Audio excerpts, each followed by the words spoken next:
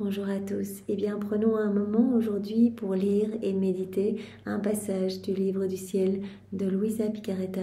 Au nom du Père qui m'a créé, du Fils qui m'a sauvé et du Saint-Esprit qui me sanctifie. Amen. Jésus, une fois de plus, nous nous immergeons en toi, dans ta divine volonté. Nous nous unissons à toi, nous nous identifions à toi, nous nous consumons en toi, nous perdons le rien que nous sommes en toi, nous fusionnons nos volontés dans la tienne, nous les fondons dans la tienne. Et comme tous les jours, Jésus, eh bien, nous te prenons dans nos bras et nous voulons te dire d'une seule voix au nom de tous les hommes, de tous les temps, Jésus, nous t'aimons, tu es notre roi, notre bien, notre sauveur, notre tout, nous avons besoin de toi. Jésus, nous t'adorons, nous te louons, nous te bénissons, nous te glorifions, nous t'embrassons avec ta volonté à toi.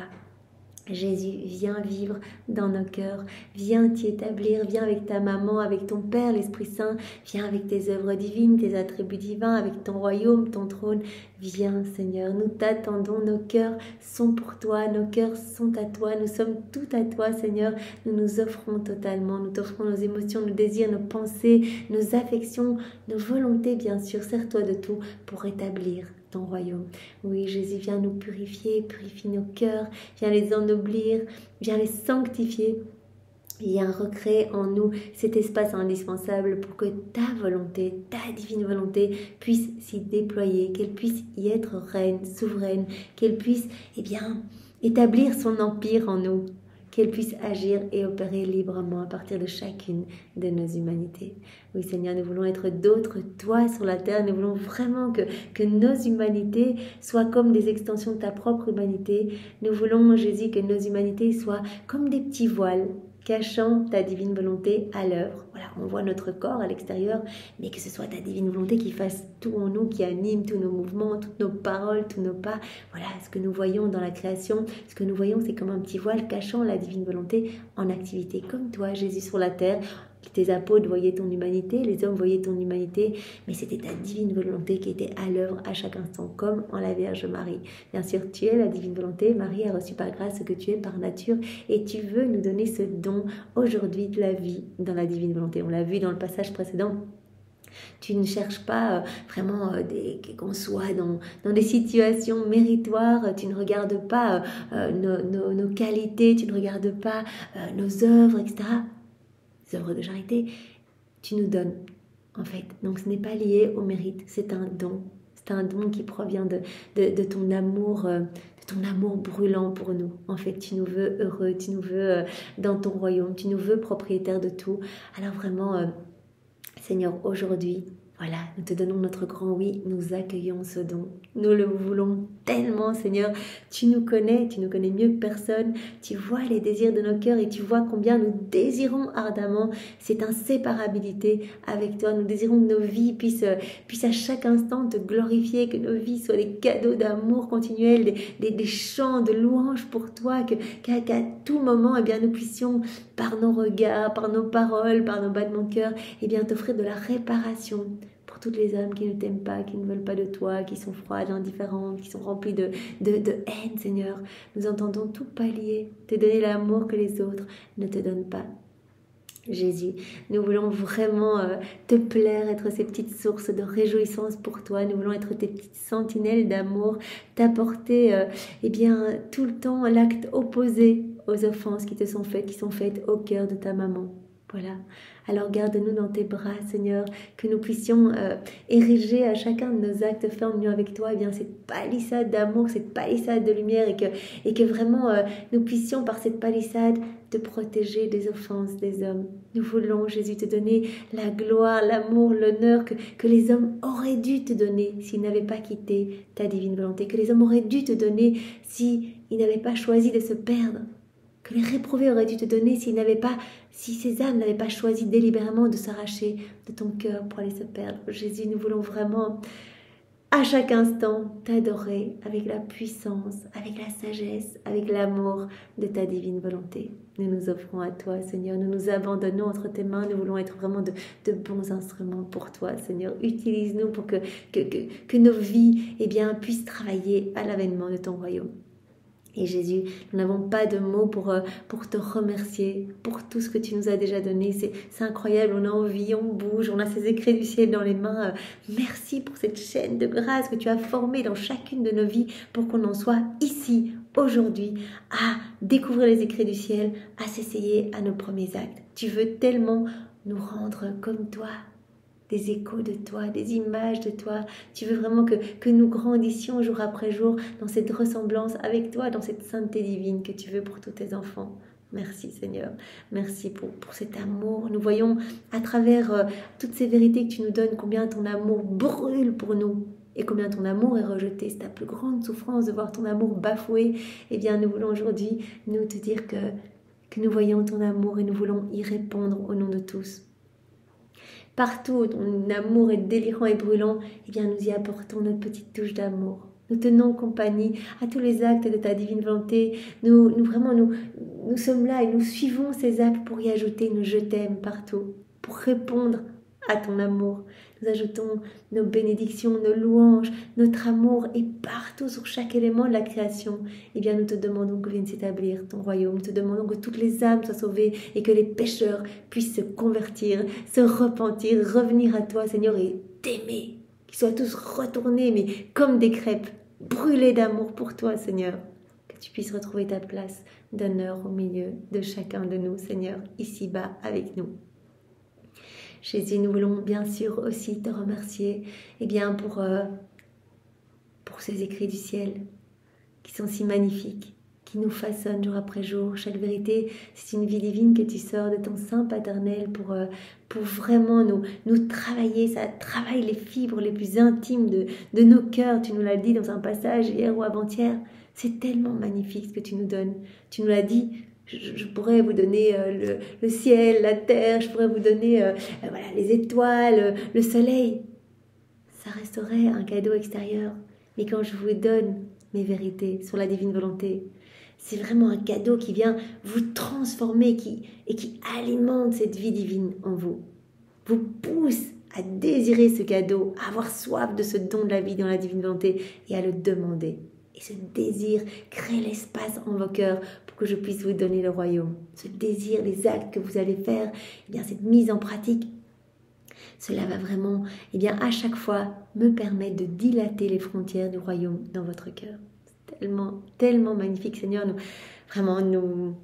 ne trouvons pas les mots justes pour te remercier aussi. Nous t'offrons tes propres remerciements, les remerciements de ta maman si douce, qui se trouve à nos côtés à chaque instant et qui nous veut heureux, qui nous veut avec toi, qui nous veut dans ce royaume d'amour, qui nous veut revêtus de tous les joyaux du ciel, qui nous veut revêtus de ce manteau de lumière, qui veut nous partager sa gloire. Elle dit, je suis toute seule dans mon royaume, je suis la reine de ce royaume de la divine volonté, je suis toute seule, revenez dans la maison du Père, je vais vous aider, je vais vous prendre par la main, il suffit de le vouloir et comme mon fils vous l'a dit, le tour est joué, venez, je veux vraiment vous ramener dans le cœur de mon fils.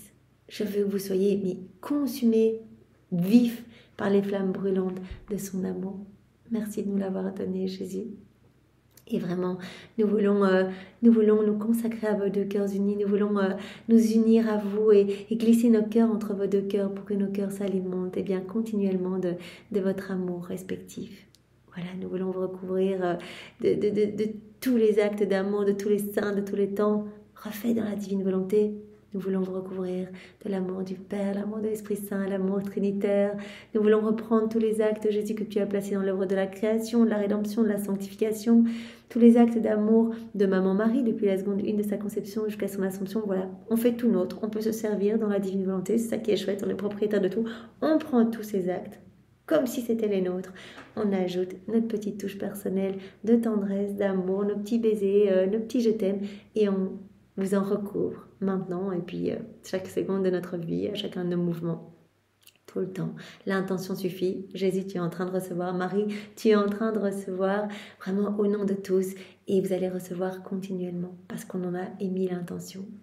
Et on veut offrir ce gros paquet d'amour au Père pour lui demander que vienne s'établir ce royaume d'amour sur la terre, le royaume de son divin fiat.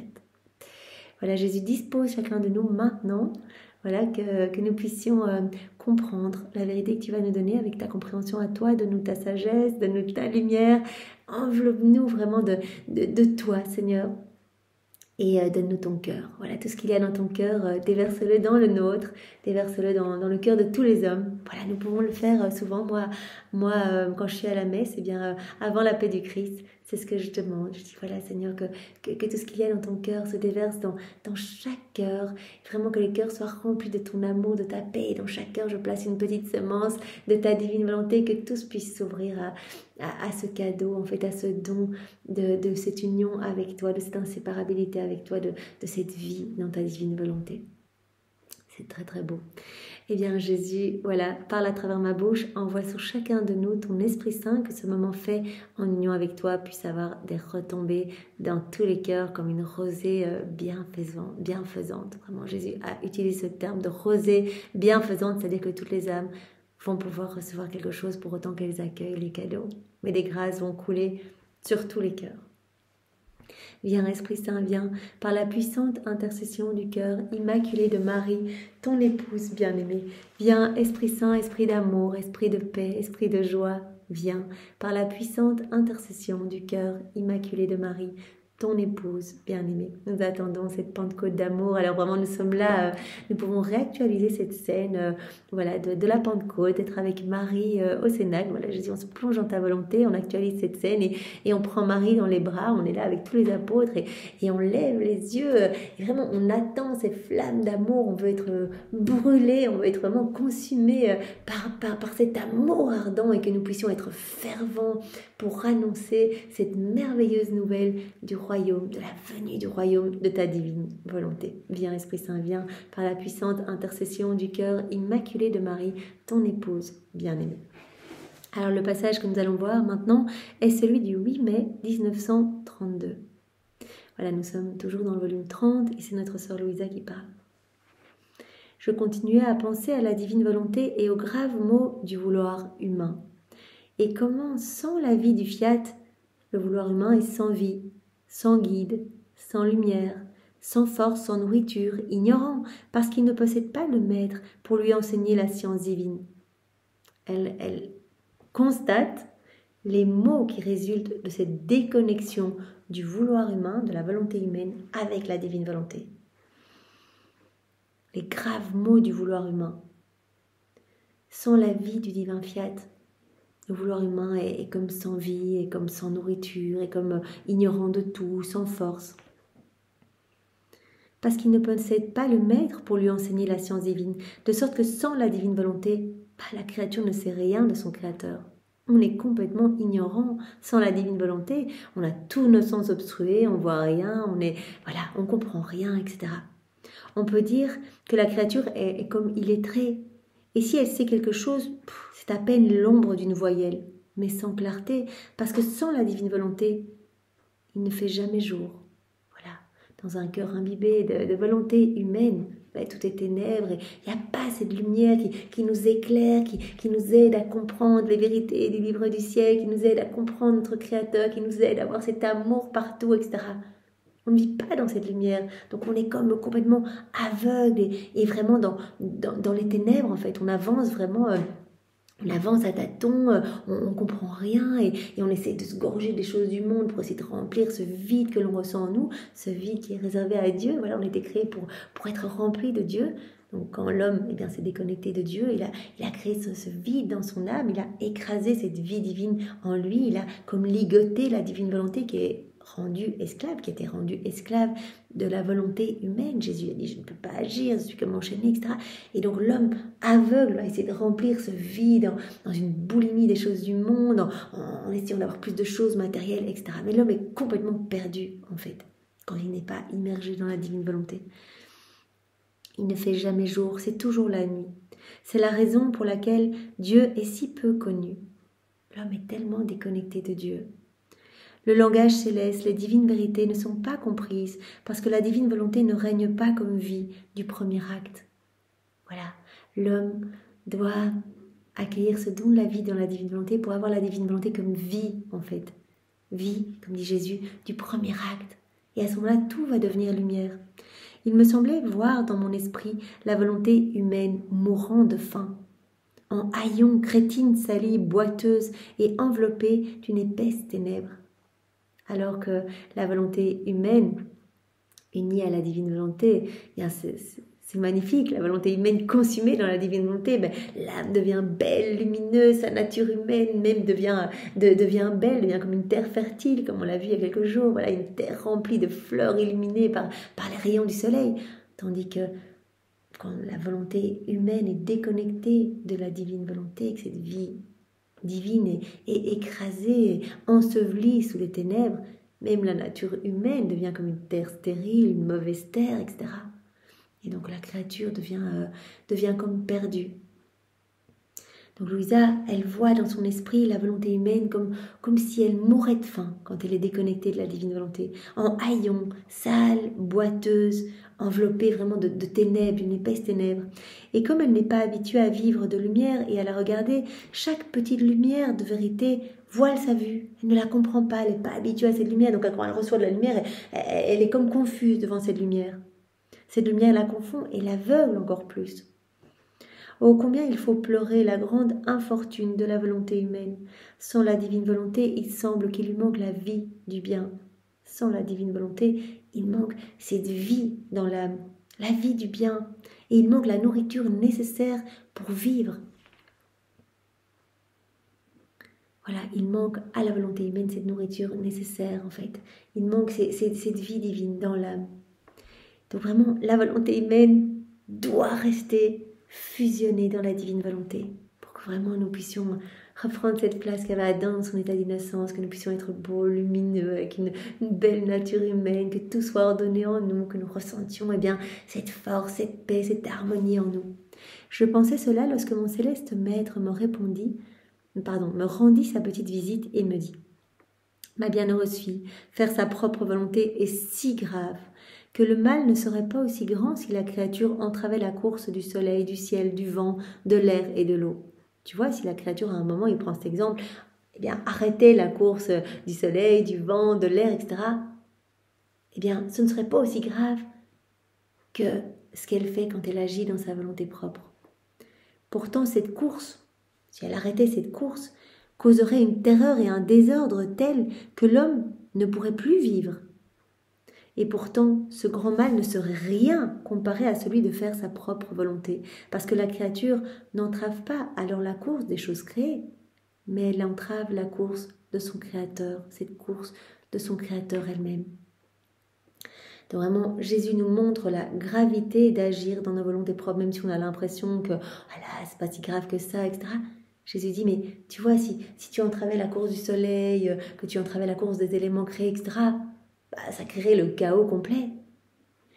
Si tu faisais ça, ce ne serait pas aussi grave que d'agir dans ta volonté humaine. Parce que quand tu agis dans ta volonté humaine, tu entraves la course même de Dieu. Voilà, Dieu qui veut tout te donner et toi tu l'empêches de te donner. En se retirant de notre volonté, Adam a entravé la course des dons que le Créateur devait donner à sa créature bien-aimée. Adam, en quittant la divine volonté, a obstrué tous les canaux de communication avec la Trinité. Il a quitté cette unité du divin fiat, avec chaque élément créé, avec son Créateur, avec la Trinité.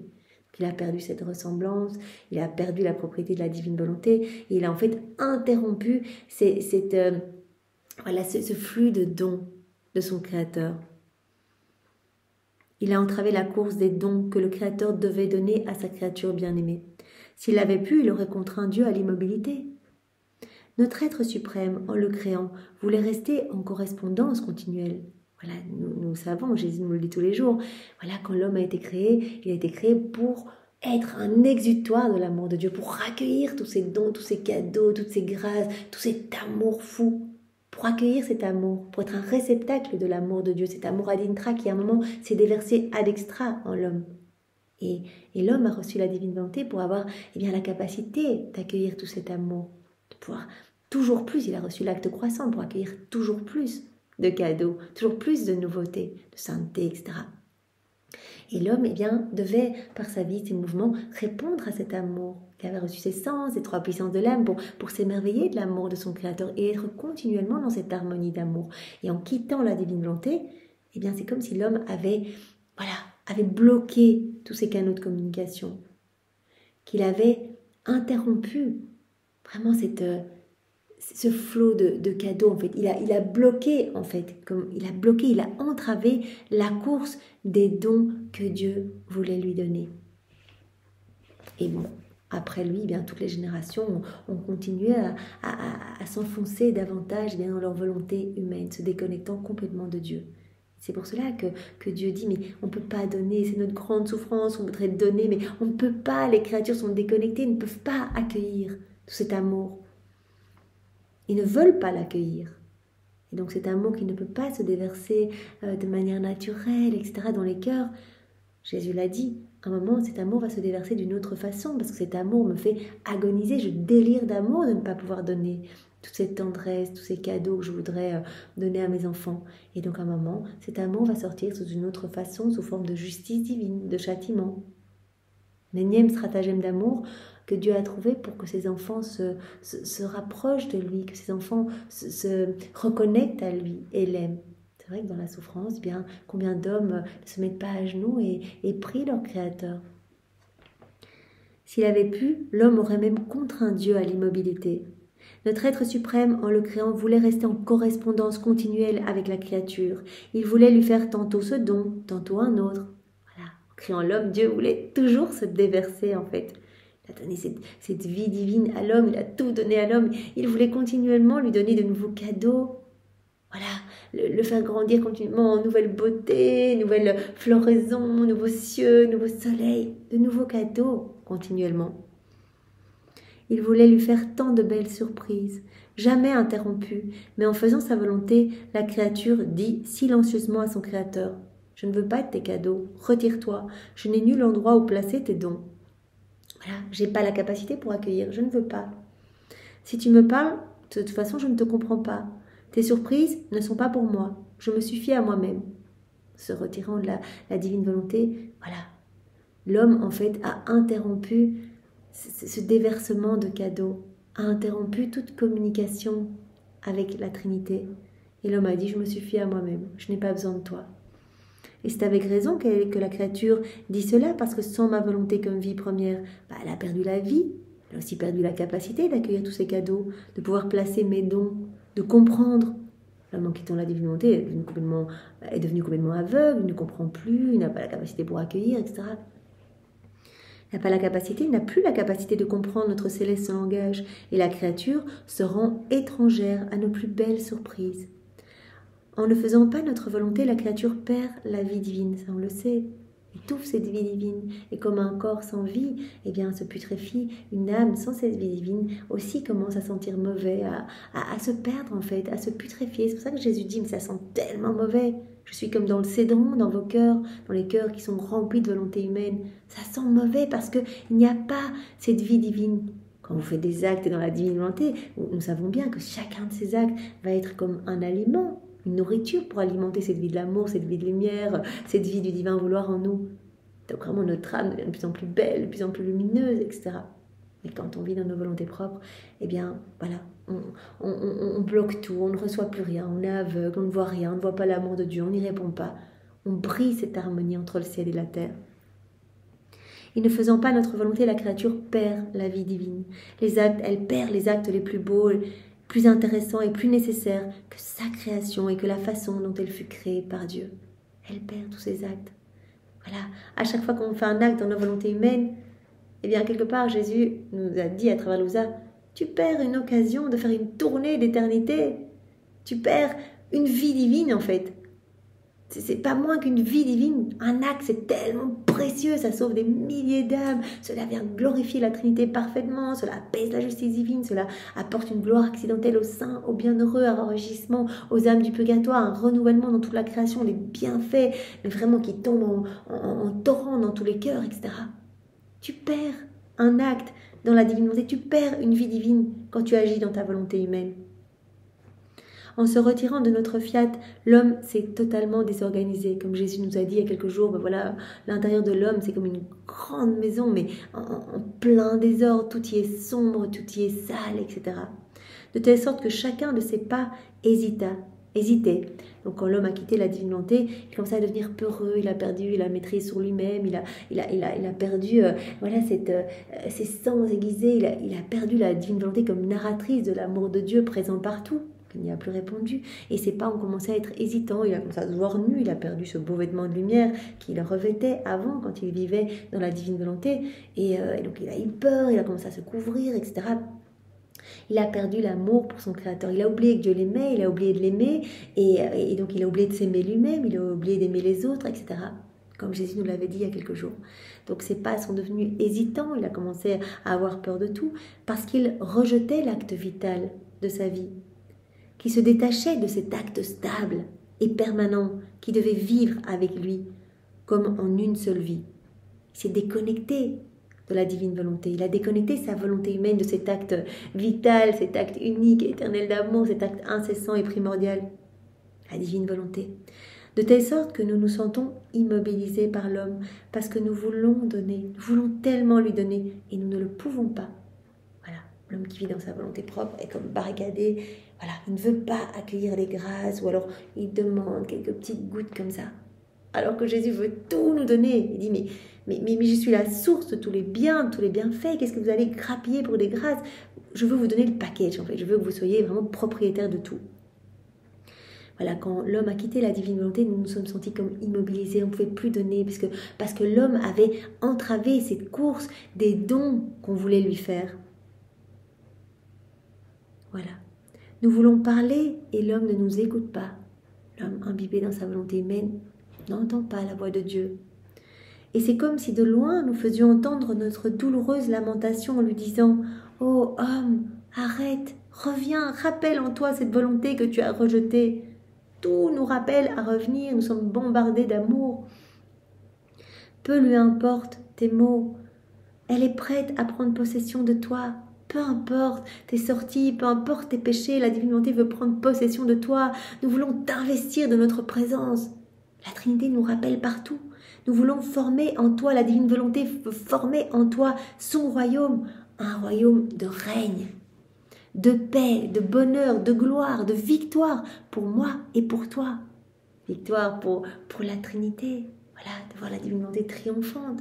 Victoire pour la créature qui s'embellit et qui acquiert acte après acte toujours plus des choses du ciel. Oh, cesse de vouloir être esclave et de vivre dans le labyrinthe de tes maux et de tes misères.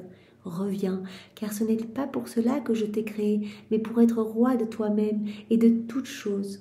Je t'ai créé pour que tu sois uni à moi, pour que je puisse être en toi, vivre en toi. Voilà. Je t'ai créé pour que tu sois le roi de la création et que tu aies cette pleine maîtrise de toi-même, que tu puisses jouir de tout, te délecter de tout, être heureux, être debout, ne pas connaître les maux, les maladies, etc. Par conséquent, appelle ma volonté comme vie et elle te fera connaître ta noblesse et les hauteurs de la place où Dieu t'avait mis. Retourne dans la divine volonté, viens t'y plonger et tu vas te rendre compte de cette place magnifique que Dieu te réserve, que nous te réservons, cette place d'honneur, vraiment les hauteurs de la place où Dieu t'avait mis, cette place à laquelle Dieu t'attend. Oh, comme tu en seras content et comme tu contenteras ton Créateur. Voilà, reviens, cet appel incessant. Voilà, Dieu nous y veut tous dans la divine volonté. C'est pour cela qu'il veut nous utiliser, nous, ou que nous soyons comme petits instruments pour parler de la divine volonté, pour propager toutes ces connaissances, faire connaître. Et par nos actes, nous y travaillons aussi à faire descendre ce royaume. Donc le Seigneur nous appelle vraiment à cette constance, à faire beaucoup d'actes à chaque instant. Après quoi, Jésus ajouta: ma fille, la créature qui entre dans ma divine volonté sent alors la vraie vie en elle, parce que c'est dans ma volonté qu'elle voit avec clarté son néant. On se plonge dans la divine volonté, voilà, on sent vraiment cette vie divine qui va croître en nous, on va ressentir cette force irrésistible en nous qui va nous pousser à faire nos rondes, etc. Et au plus on va s'y plonger, Jésus dit, au plus on va se rendre compte de notre petitesse. Voilà, Voilà, comme Louisa qui se sent toute petite et elle dit Jésus, mais je suis rien du tout, moi je suis comme une petite goutte noire. Mais cette goutte noire, unie au tout, devient lumière. Mais sans toi, je suis rien, je suis misère, je dois être greffée à toi, je dois être unie à toi continuellement. Et au plus on se plonge dans la divine volonté, au plus on ressent ce besoin d'y vivre, ce désir, cette soif de vivre dans la divine volonté. On sent notre petitesse, on n'est rien du tout, on est néant sans Dieu. Et quand on a goûté les choses du ciel, en plus, on ressent vraiment les aliments infects de la terre, en fait. On n'a plus envie de manger les choses de la terre. C'est une image, mais on a envie de se délecter uniquement des joies célestes, des bonheurs célestes, etc. Voilà. La créature qui entre dans ma divine volonté va sentir alors en elle la vraie vie, parce que c'est dans ma volonté qu'elle va voir avec clarté son néant. Les sens s'ouvrent, voilà, s'aiguisent. On voit notre néant, on voit la puissance de Dieu, on voit son amour partout. Et combien son néant, ce rien, a besoin du tout, qu'il a tiré du rien afin qu'elle vive. On doit tout à Dieu. Et on s'en rend compte de plus en plus. On voit son amour partout, débordant, brûlant. On a envie d'y répondre. On dit, petit rien qu'on est, on a envie de vraiment de se laisser remplir du tout. Je ne suis rien sans toi, Seigneur. Je veux rester unie à toi. Combien ce rien a besoin du tout qu'il a tiré du rien afin qu'elle vive. Et lorsqu'elle se reconnaît, le tout la remplit de lui-même. Quand on reconnaît notre néant, Jésus peut nous remplir de son tout. Ce rien ressent alors la vraie vie et la créature trouve en lui le contact immédiat. Voilà, dans cette immersion, dans cette fusion, quand on se plonge dans la divine volonté, on va être directement au contact avec cette sainteté divine. La créature va trouver en lui, dans le tout, le contact immédiat de sainteté, de bonté, de puissance, d'amour et de sagesse divine. Elle va reconnaître en elle-même la puissance de l'œuvre créatrice. Sa vie palpitante, et elle va ressentir le besoin extrême de cette vie divine. Plus on s'y plonge, au plus Jésus dit, cela va devenir comme une deuxième nature. Vous allez désirer ardemment, mais tout le temps vivre dans la divine volonté. Tout doit vous servir de matériel de base pour demander l'avènement de mon royaume, pour vous et pour tous les hommes. Elle ressent la vie palpitante. Elle ressent le besoin extrême de cette vie divine, sans laquelle il lui semble ne pas avoir de vie en elle-même. Voilà, on va vraiment sentir que si on n'est pas greffé à Jésus, on n'est rien du tout, on est néant. On a besoin de cette union. C'est uniquement ma volonté qui fait reconnaître à la créature son vrai néant. Et ma volonté continue à souffler sur ce néant pour y maintenir toujours vivante la vie divine qui s'y est enflammée afin de la faire grandir.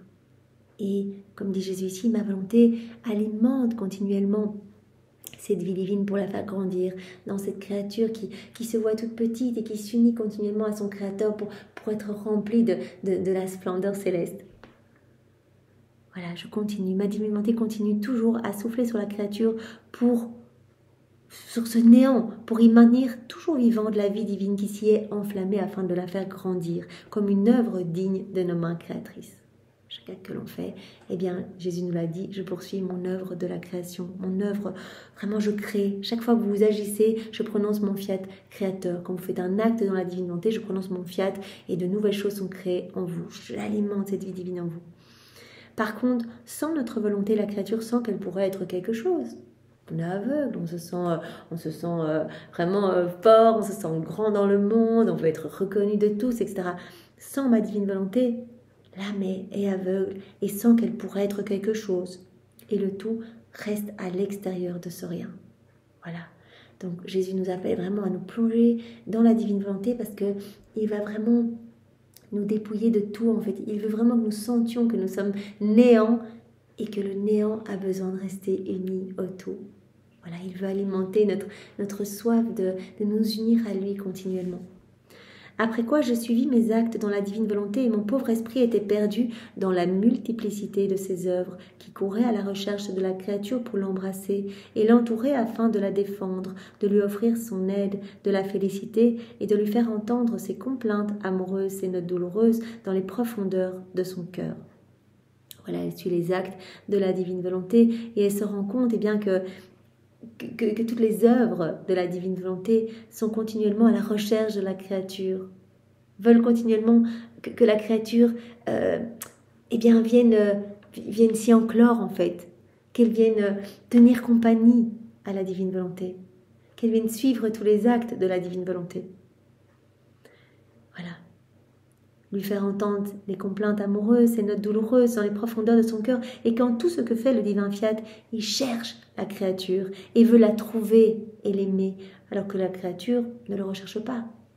Partout, tout ce que fait le divin fiat, tout ce que fait la divine volonté, dans tout ce qu'il fait, ce divin fiat, il recherche la créature, il recherche la compagnie de la créature. Jésus nous a dit, moi je suis là en attente, je suis aux aguets dans chacun des éléments de la création, parce que j'attends vos petits retours d'amour, j'attends votre petite visite en fait.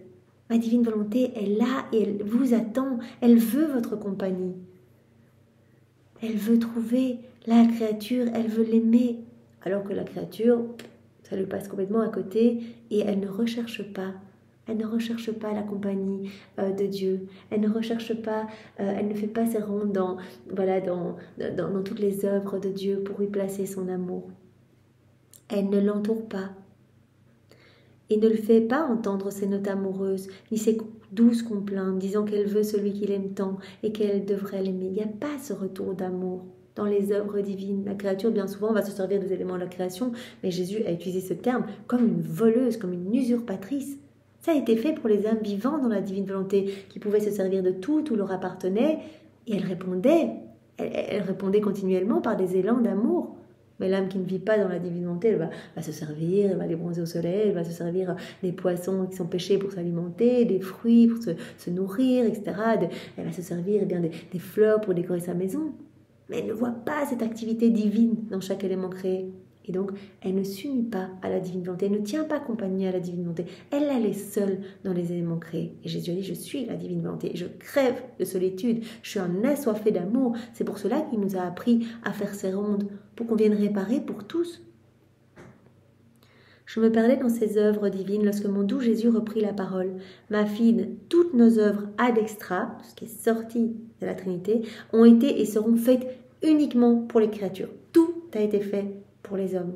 Toute la création, toutes les œuvres ad extra, toutes ces œuvres divines ad extra ont été faites pour les créatures et à cause des créatures. Car nous n'avons pas de besoin, nous.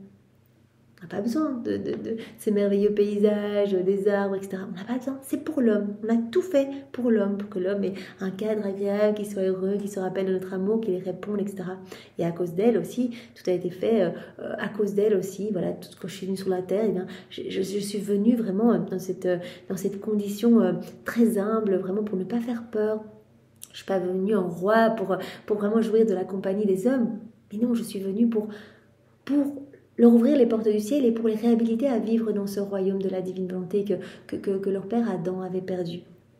C'est pourquoi la créature est toujours là, qui miroite et court dans nos actes, dont elle est la raison. Tous les actes de la divine volonté, ont pour raison l'homme, en fait. Tout a été fait pour l'homme. Et comme chaque acte a pour but la raison qui nous fait agir est la créature.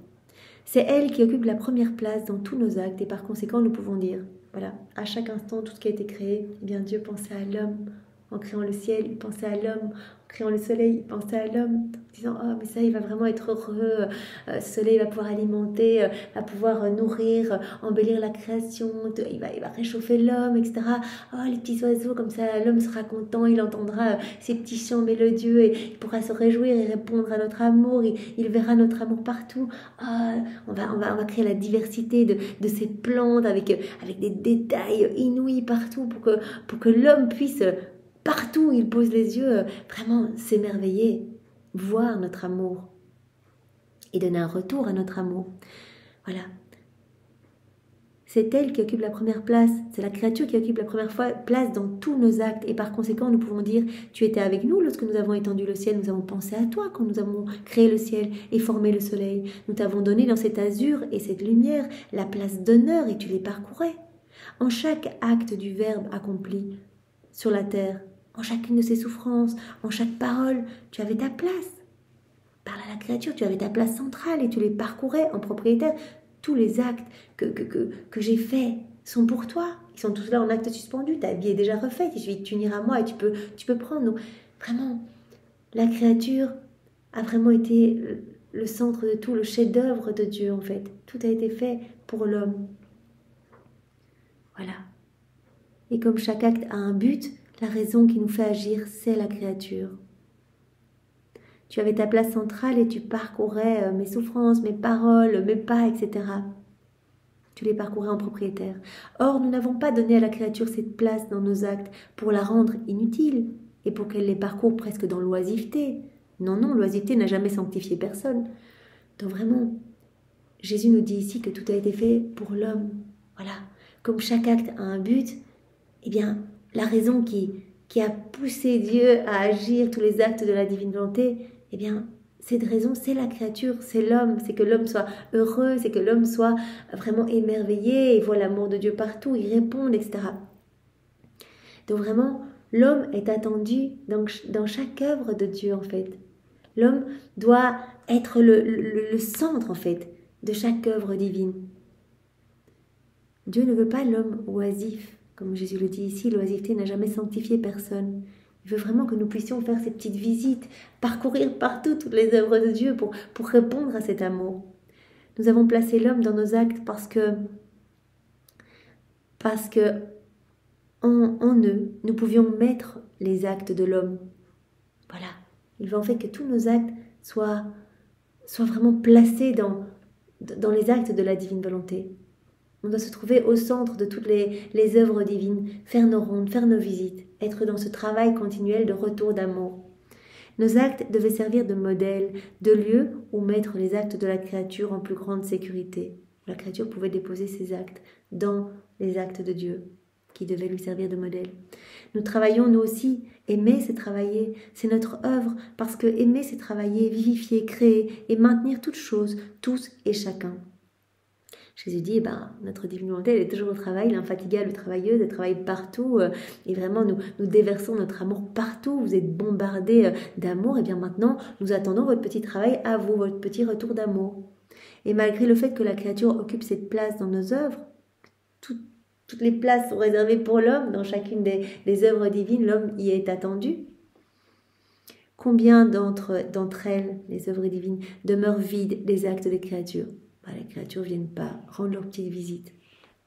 En vérité, la créature ne les connaît même pas et elle vit comme si nous ne lui avions rien donné. C'est pourquoi nos œuvres sont en souffrance et la demande sans cesse, parce que tout en ayant cette place d'honneur en elle, la créature ne les utilise pas et ne travaille pas non plus avec son amour à l'œuvre de son Créateur. La créature ne reconnaît pas les œuvres de Dieu, elle ne vient pas y placer son retour d'amour, etc. Donc, toutes les œuvres divines sont en souffrance, attendent, ce petit amour de la créature, cette petite compagnie de la créature.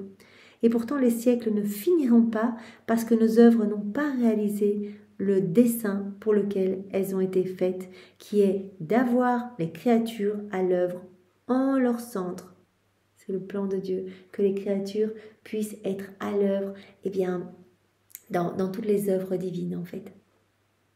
Puissent déposer leurs actes dans les actes de Dieu.